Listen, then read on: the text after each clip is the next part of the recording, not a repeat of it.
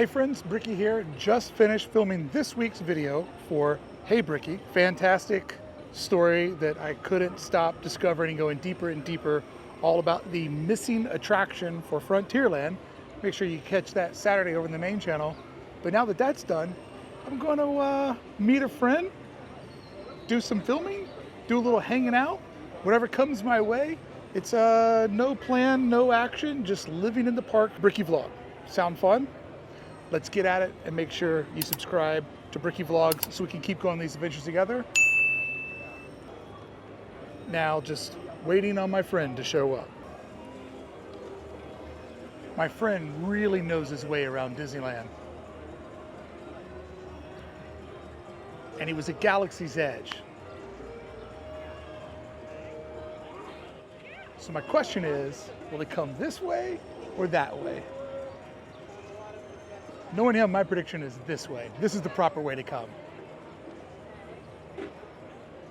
Dude, I predicted you were going to come this way. How did you come this way from Galaxy's Edge, man? I wanted to go through the hub. Can't resist. Always the hub.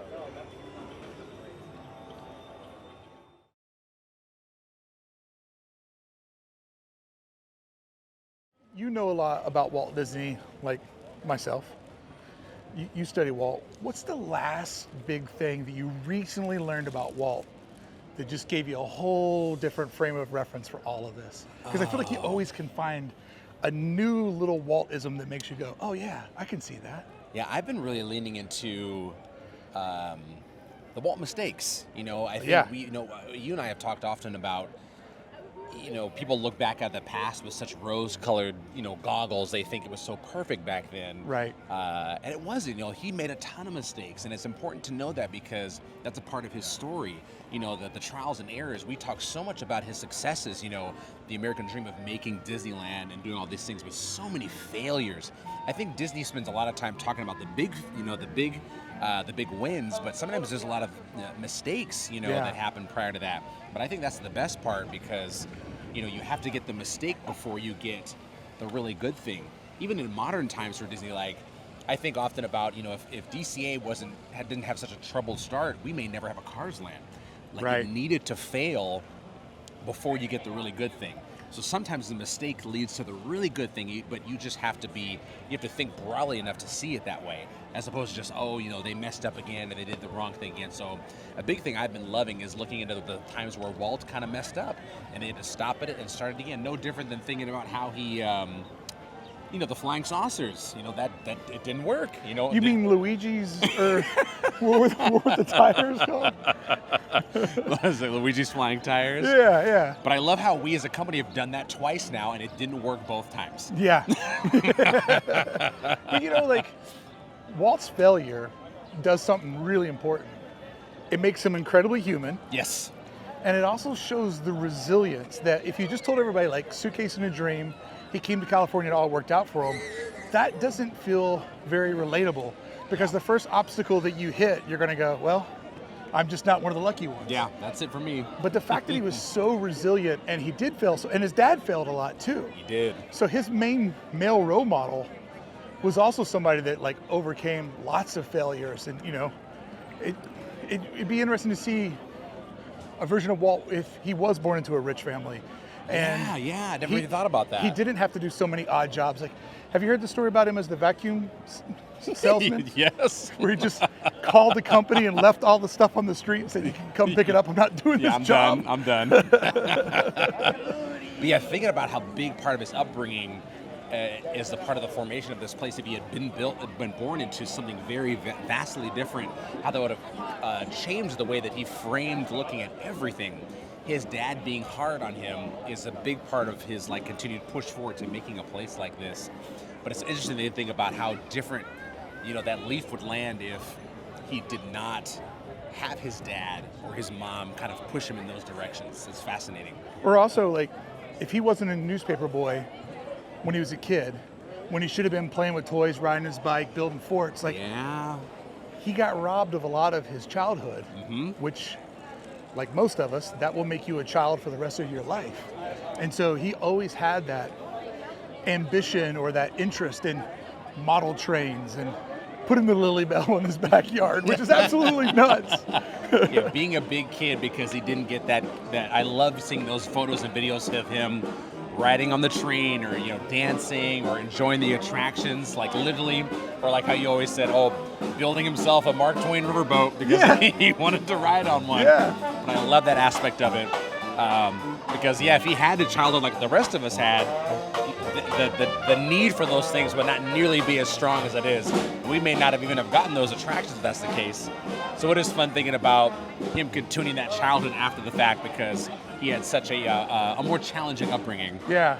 One of my favorite stories from his daughters is the night that they had their friends and family only like Disneyland preview. And they did, the anniversary. He and Lillian's anniversary party over in Frontierland. That's right, the Golden Horseshoe. On the and Mark the Twain. Yeah. Mhm. His daughter tells the story of like driving home that night. Walt was like sitting in the back seat because he was in no shape to drive. I love that part. He's sitting in the back seat, and she kind of described he was doing that kid thing where you kind of lean between the driver and the passenger.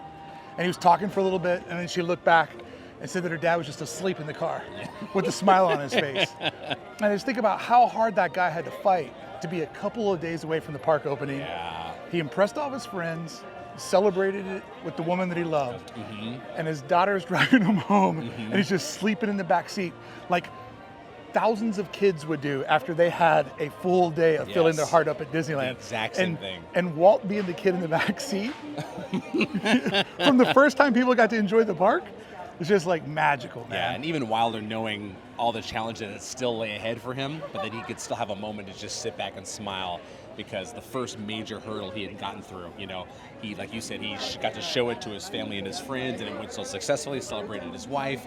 First hurdle done, so much more is coming, but that he can have those moments of tranquility where he could just lay back and like, I'm almost there. I'm almost to that day where I get to make that speech, It's almost real. You know what I mean? There was another story that I learned about Walt in that time period that was equally as impressive. How did we exit to the new gate? Oh, okay. Is this open? Okay. Yeah. To exit? Yeah. Thank you. Those still confuse me.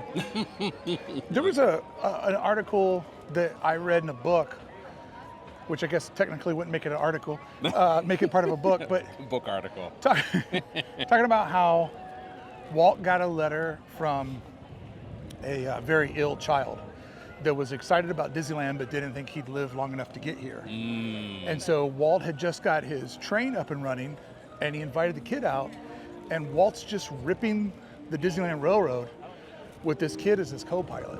That's wow, that's And how cool. he told his media people, no photos, like this one's just for this one kid. But it goes to show like some of the most magical things I've seen in there are like Make-A-Wish families going down Main Street, So the spirit of giving was already embedded in the park before the park had opened. And that has translated to so many other things, like with Disney working with the Make-A-Wish Foundation, having over 150,000 wishes, but I love the privacy of that. I love that meant that much to Walt to give back, and even without, having the proper Disneyland, to still create a really fantastic experience for that kid, you know?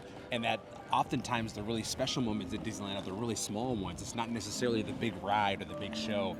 It's the little things like, meeting a character, or riding down Main Street in the horse trolley, something small like that is like, or a rip around the carousel, like that kind of stuff is the stuff that really leans into it, and the stuff that you remember forever.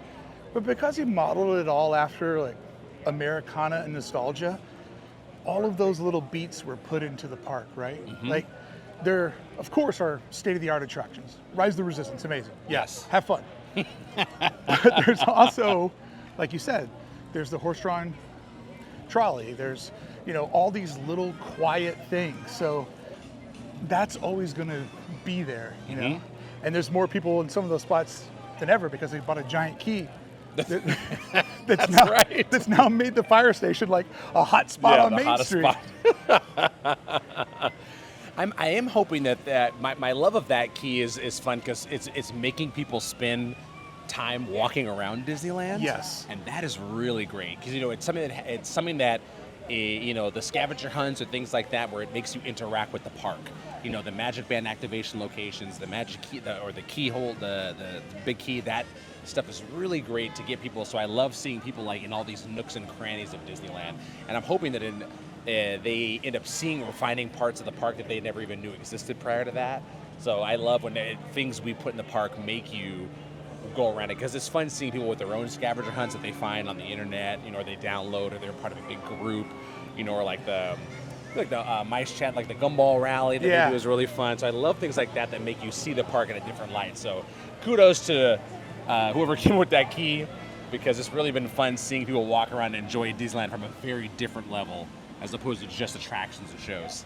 I mean, that is merchandise with purpose. Yes. And, I don't know how that translates to an adult, but I think about doing that with a child and letting them go on that quest, especially if it's a kid that's a local that comes here a lot. Yes. And coming here with the quest. That's why the Easter egg hunts are such a fun thing that they do, because it just makes you go through the park and explore, Yeah, I just recently got my daughter into pin trading. So now she's looking at the park differently. I know where she actually wants to. We bought her like a starter set. Yeah. But she loves now going to different stores to see the type of pins. But it's making her, before that, she was like most other kids, a ride ripper, where that was like the big part of appointment at Disneyland is just do as many rides as possible. But, even me now trying to get her to look at the parks in a different way, it's been awesome, having her want to explore going into stores. It's also engaging her with cast members, which I love as well, because we love getting a chance to make it something more than just being transactional. For sure. Like a fun way to talk about, different pins or whatnot.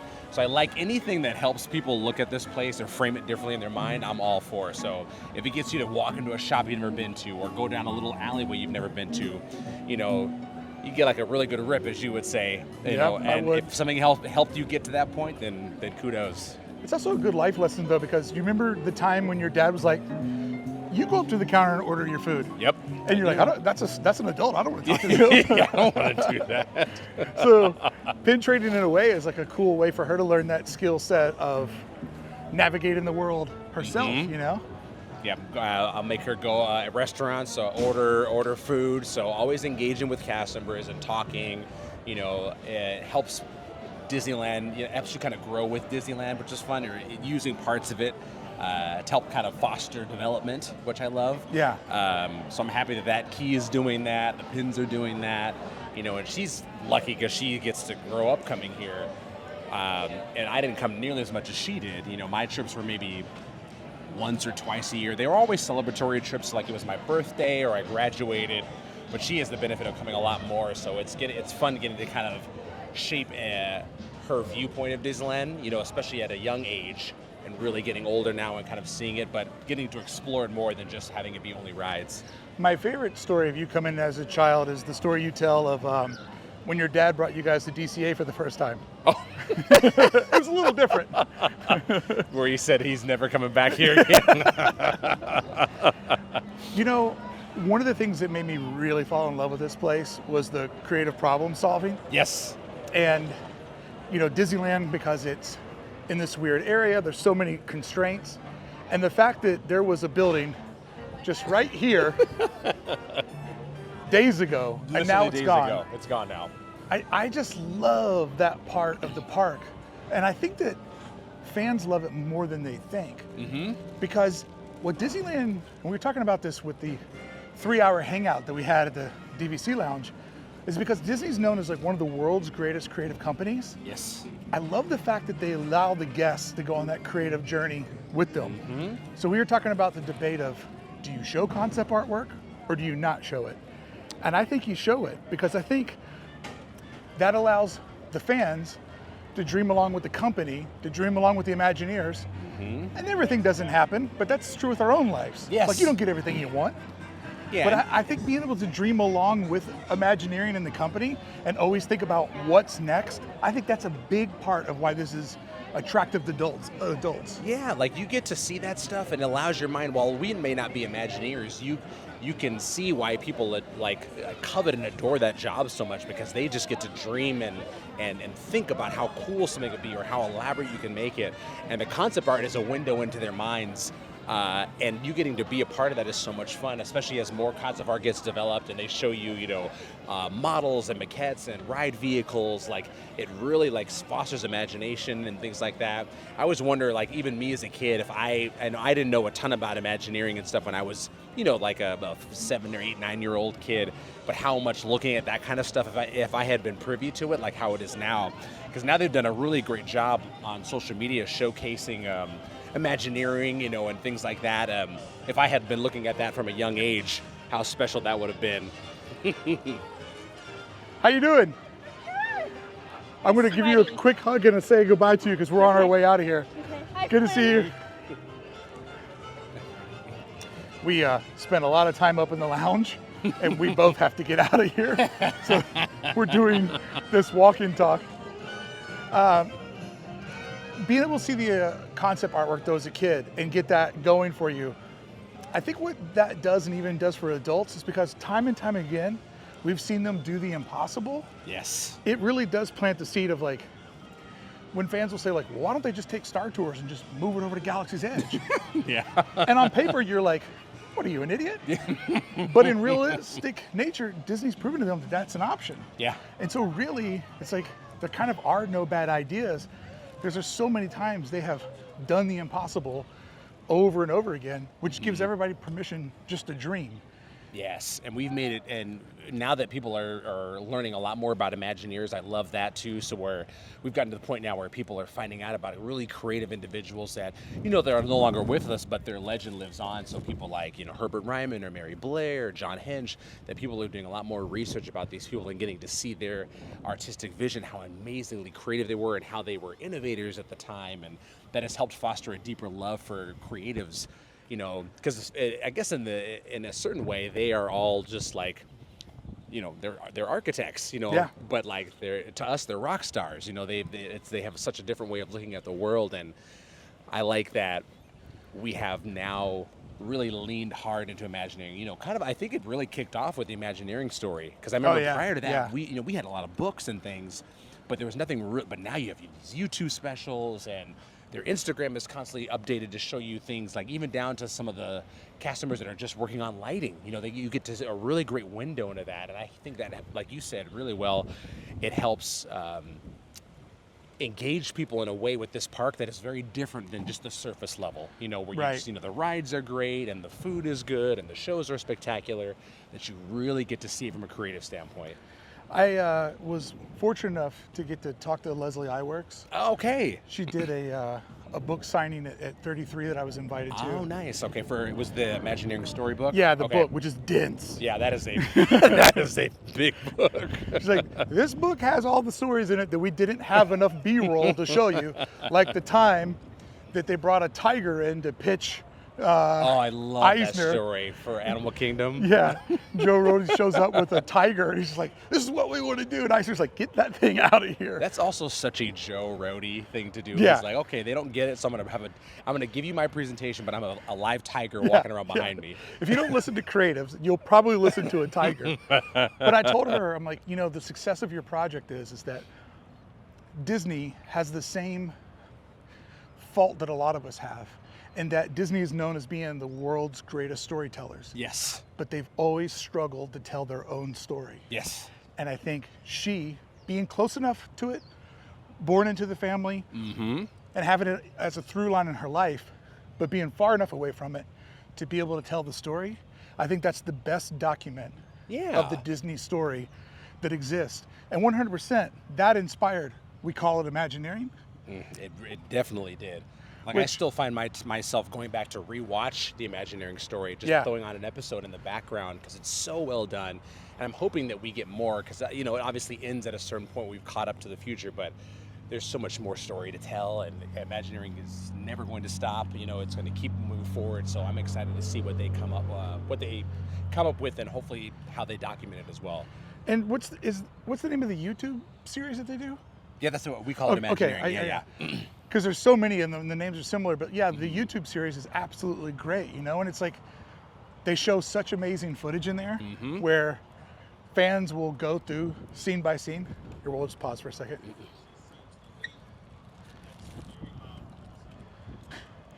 fans will go through scene by scene and be like, okay, so if you look in the background behind Louis, the animatronic of Louis, you can see this thing that they're going to put in Tiana's. Like the way that people study over that, like it's the Torah, is absolutely amazing.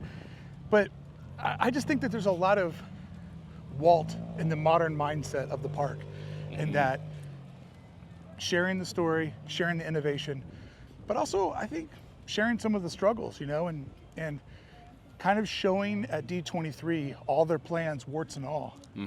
It just brings you closer into it. I think it creates that hardcore fandom that makes people celebrate this corporation like they celebrate sports.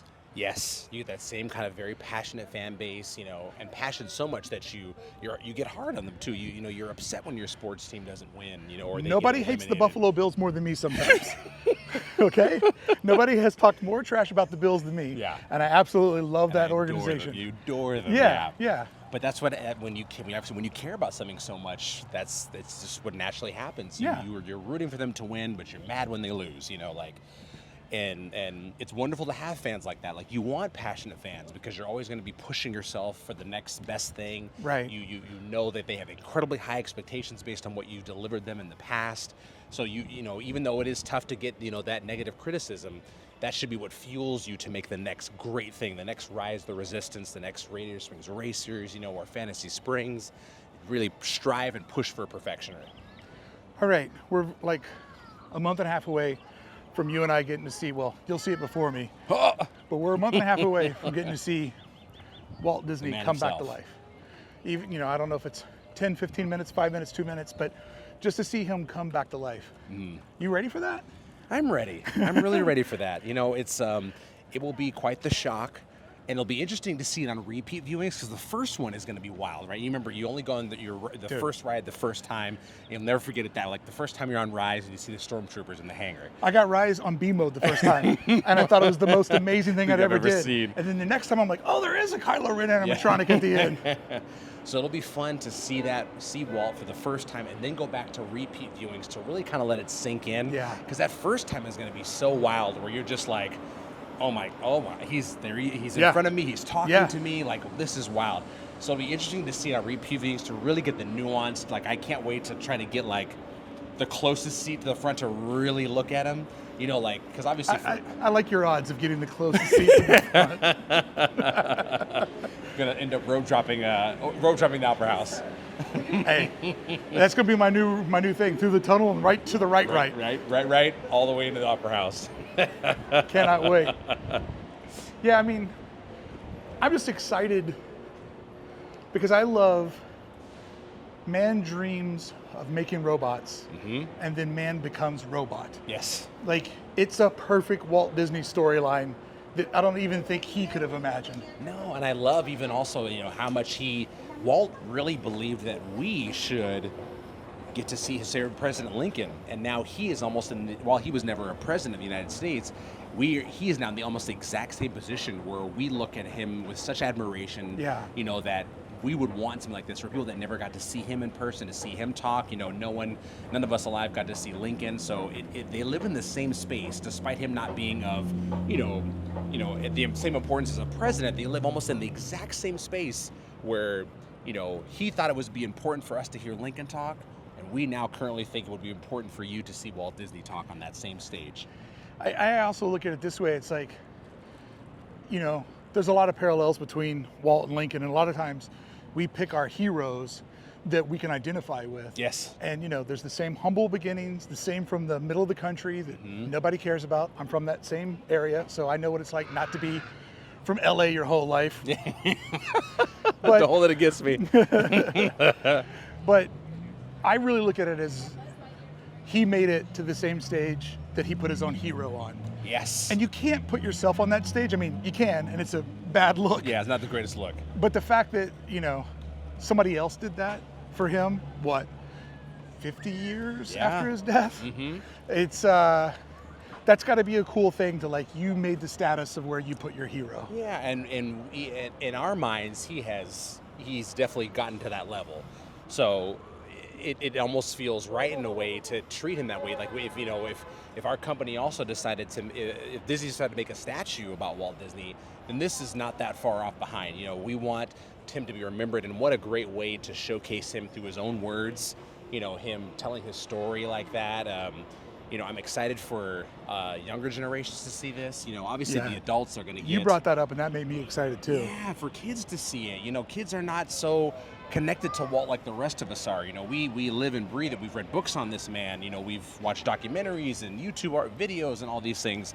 But for kids, I'm thinking about my 8-year-old daughter getting to see Walt. I told Brickey the first time she even thought about Walt was looking at the partner statue at the castle, and she said, "Who's that holding Mickey Mouse's hand?" And it's almost like it takes your breath away to think about that for a minute, because you're like, well, don't you know that's Walt Disney? Yeah.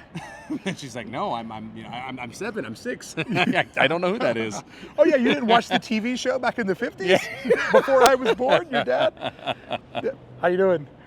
But no, I think that the move to, obviously Mickey is the mascot for the kids. Yes. Walt's becoming the mascot for the adults. But this will allow kids to latch on to why he's the adult mascot and do that transition. And I know that he never wanted Disneyland to be a museum. Yeah. But look, we're on 70 years. We're on 70 years. We're on 70 years. We're going to be at 100 at some point. Yeah. It kind of, at some point, parts do need to become a museum. And Yeah. I think in many ways, those parts need to tell the Disney story. They do. I think this is a good step in sort of preserving the legacy in an entertainment form. Yeah, so it's not just like a book that no one will read or a YouTube video that you may or may not watch, like putting it in the If park. I put it out, nobody will watch it. I'll be there. Appreciate that.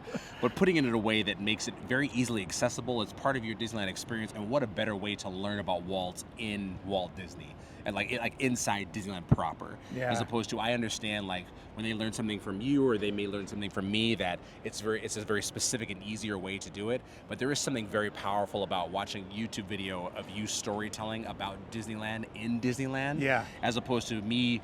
What they learn from you or what they could learn from me is, they could read a book about it at home, but learning about it where you're at, like where it happened in the living storybook, that is so powerful.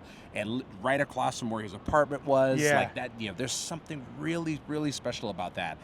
And then also we could only put that audio animatronic here. Like that can't go anywhere else. No. Like that has to be here. No, that's the Opera House. Yeah, that is the Opera House. It's got to be our first building on first building. And the first building built. Yeah. Like he's literally at the inception of his dream, which is amazing. Yeah, you cannot write a better story of this. That's a Disney story. It is. Hey friends, I hope you enjoyed our walk and talk. Too bad you didn't get to hear the world's greatest podcast that we didn't record when we were hanging out in the DVC lounge for 3 hours. We had big plans. We were going to take a lap. We were going to do this. We got talking about all the new projects. As we do. Out of everything that's on the board right now, your most anticipated new Disney project? Oh, Coco. Coco for sure. Coco for sure. It's going to be a big, big win, man. Big win. And I'm hoping that Coco brings a neighborhood. Because neighborhood will bring my favorite thing that's called food. Yeah. But we sometimes call it Mexican food, which is my favorite food. Fun fact, in Mexico, they just call it food. Yeah, it's just food there. All right, friends. Thank you so much for hanging out with us. Philander, thank you for doing a walk and talk with me. I appreciate you. Anytime. And thank you for just having such an amazing conversation with me.